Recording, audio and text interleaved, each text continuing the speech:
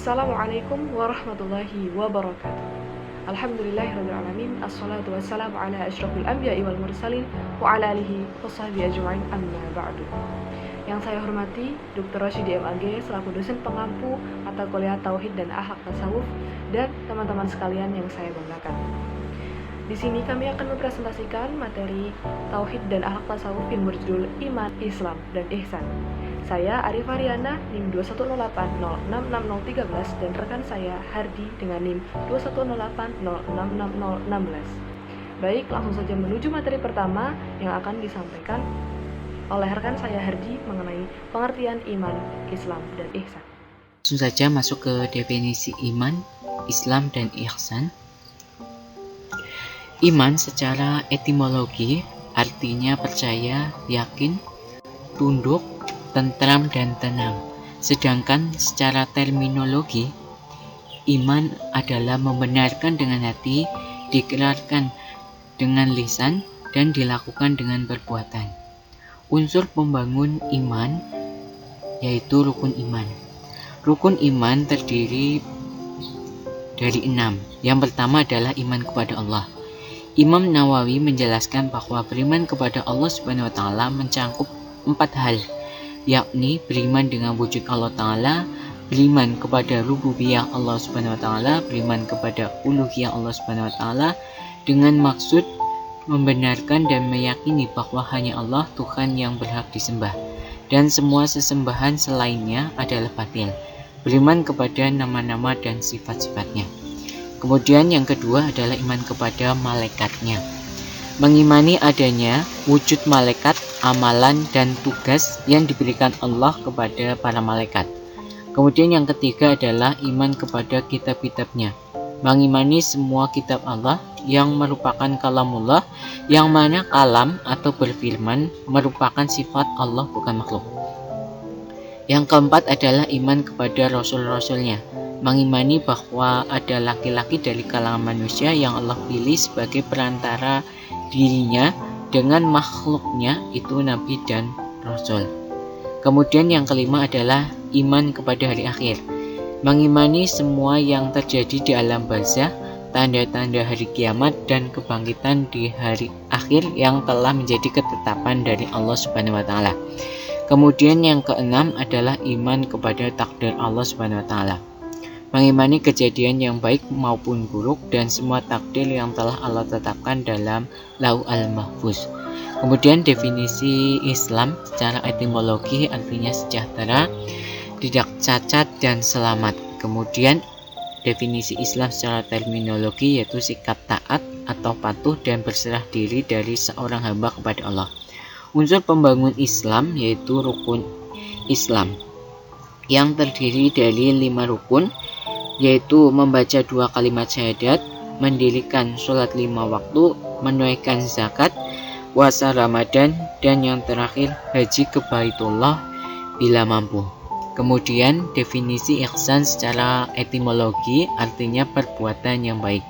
Sedangkan secara terminologi, ihsan adalah beribadah kepada Allah seolah-olah engkau melihatnya, maka jika engkau tidak melihatnya, sesungguhnya Allah melihatmu. Untuk materi selanjutnya yaitu tingkatan iman dan penggolongan ihsan. Tingkatan iman terdiri atas 3 tingkatan, yaitu yang pertama tingkat mengenal. Pada tingkat pertama ini seseorang baru mengenal suatu yang diimani.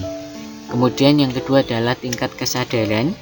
Pada tingkat kedua ini seseorang sudah lebih tinggi karena sesuatu yang diimani disadari oleh alasan-alasan tertentu. Kemudian yang ketiga adalah tingkat hakul yakin. Tingkat ini adalah tingkat iman yang tertinggi. Seseorang mengimani sesuatu tidak hanya mengetahui dengan alasan-alasan tertentu, tetapi dibarengi dengan ketaatan dan berserah diri kepada Allah. Kemudian yang kedua adalah penggolongan ihsan.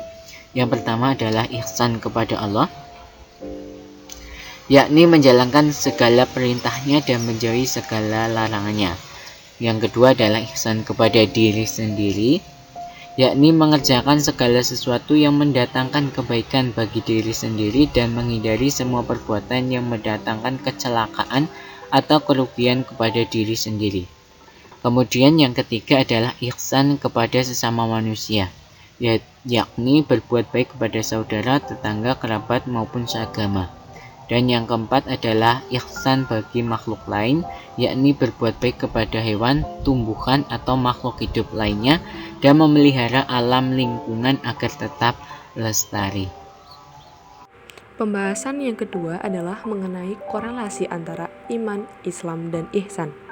Terdapat 3 poin mengenai hubungan iman, Islam, dan ihsan. Yang pertama, iman, Islam, dan ihsan secara teoritis memang dapat dibedakan, namun dari segi praktiknya tidak dapat dipisahkan. Satu dan lainnya saling mengisi. Hubungan atau keterkaitan antara ketiga hal tersebut dapat kita ibaratkan di mana iman sebagai pondasi dalam sebuah rumah yang menjadi landasan awal. Kemudian Islam diibaratkan sebagai entitas atau sesuatu yang berdiri di atasnya, berupa dinding ataupun atap. Dan ihsan diumpamakan sebagai hiasan rumah atau perabot rumah yang menjadikan rumah tersebut memiliki nilai yang lebih tinggi. Kemudian poin kedua adalah sebagai seorang muslim kita harus mengetahui bahwa Islam tidak sah tanpa iman dan iman tidak sempurna tanpa ihsan.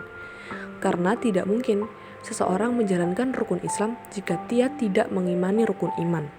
Dan seseorang tidak mungkin mencapai pada tahap manusia sempurna jika dia tidak memiliki keislaman dan keimanan yang sempurna. Dan poin ketiga adalah Islam dapat menjadi jembatan antara iman dan ihsan, dan iman dapat mengantarkan seseorang sampai pada tingkatan ihsan. Statement ketiga ini berkaitan dengan statement kedua, yaitu jika seseorang tidak masuk Islam maka dia tidak mungkin sampai ke tahap iman dan ihsan. Dan seseorang dapat mencapai tahap ihsan jika dia telah melalui tahap Islam dan tahap iman, telah masuk Islam dan telah mengamalkan rukun Islam dan rukun iman. Selain memiliki korelasi antar satu sama lain, iman, Islam, dan ihsan juga memiliki keterkaitan dengan ilmu-ilmu ajaran agama Islam. Yang pertama, Islam memiliki keterkaitan dengan ilmu syariat, di mana ilmu syariat merupakan cabang ilmu agama untuk memahami pilar-pilar Islam, dengan objek kajiannya berupa 5 rukun Islam. Kemudian, ilmu akidah merupakan cabang ilmu agama untuk memahami pilar iman, dengan objek kajiannya berupa 6 rukun iman. Dan yang ketiga adalah ilmu akhlak yang merupakan cabang ilmu agama untuk memahami pilar ihsan, di mana objek kajian ihsan adalah 1 rukun ihsan, yaitu beribadah seolah-olah kita melihat Allah, dan meskipun kita tidak melihatnya, kita percaya bahwa Allah melihat kita. Dan juga tentang kebagusan akhlak manusia. Dan pembahasan ketiga adalah mengenai bagaimana implementasi iman, Islam, dan ihsan dalam kehidupan sehari-hari, yaitu dengan mengamalkan rukun iman dan rukun Islam dengan sebaik-baiknya, serta melaksanakan ibadah dan melakukan kebaikan dengan penuh penghayatan kepada Allah Subhanahu wa Ta'ala. Jadi implementasi atau penerapan yang terbaik adalah mengamalkan rukun Islam, rukun iman, dan rukun ihsan dengan sebaik-baiknya secara maksimal. Kemudian, penerapan nilai-nilai iman, Islam, dan ihsan yang dilakukan secara konsisten dengan cara yang benar dapat mempengaruhi mindset seseorang dalam melakukan pekerjaannya. Maksudnya adalah ketika seseorang benar-benar menerapkan nilai iman, Islam, dan ihsan dengan baik, maka pola pikirnya adalah tentang kehidupan akhirat dan lillahi ta'ala, bukan sekedar mengejar kehidupan duniawi. Contoh lain dari implementasi iman, Islam, dan ihsan dalam kehidupan bernegara adalah ketika seorang warga negara menerapkan iman, Islam, dan ihsan dengan baik, maka ia akan menjadi warga negara yang taat pada hukum dan peraturan. Ketika ia menjadi seorang pemimpin, maka ia menjadi pemimpin yang adil, bijaksana, dan tidak korupsi. Karena ia telah menerapkan konsep iman, Islam, dan ihsan dengan seutuhnya dalam kehidupan bernegara. Setelah kita mengimplementasikan iman, Islam, dan ihsan dalam kehidupan sehari-hari, tentunya ada tujuan yang dapat kita capai, yaitu tercapainya derajat insan kamil atau manusia sempurna. Yang dimaksud insan kamil adalah manusia yang ideal yang dikehendaki oleh Tuhan, di mana manusia itu telah menanggalkan kemanusiaannya yang rendah dan menapaki tangga demi tangga menuju Tuhan sehingga mencapai mencapai tingkat nafsu tertinggi. Tingkatan nafsu ada 7 macam. Yang pertama itu amarah, lawamah, mulhinah, mutmainnah, radiyah, mardiyah, dan kamilah. Insan kamil dicapai ketika manusia telah sampai pada derajat kamilah, di mana dia telah meninggalkan 3 nafsu buruk yang di awal dan memperoleh 3 nafsu baik yang di akhir. Baik, sekian presentasi dari kelompok kami. Terima kasih atas perhatiannya. Wabillahi taufiq wal hidayah. Wassalamualaikum warahmatullahi wabarakatuh.